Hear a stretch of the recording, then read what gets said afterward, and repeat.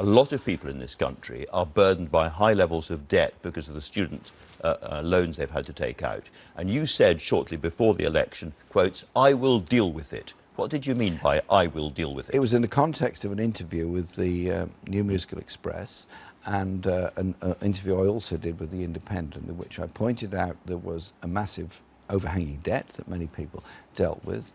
I recognised it was a huge burden. I did not make a commitment we would write it off because I couldn't at that stage. I pointed out we'd written the manifesto in a short space of time because it was a surprise election, but that we would look at ways of reducing that debt burden, recognising quite a lot of it is never going to be collected anyway, and try and reduce that level of burden. But the point we absolutely made was that we would abolish the student debt from the time we were elected, and were we now in government, we'd be taking measures to ensure that the 2017-18 students did not pay fees, or we would reimburse them if we couldn't get the legislation through in time. That bit I completely understand. And we were completely clear about that. But if you're a young voter and you heard those words, "I will deal with it," you might have thought, Jeremy Corbyn is going to relieve me of my debt, but you won't. What I said was we would deal with it by trying to reduce the burden of it. We never said we would completely abolish it because we were unaware of the size at that time.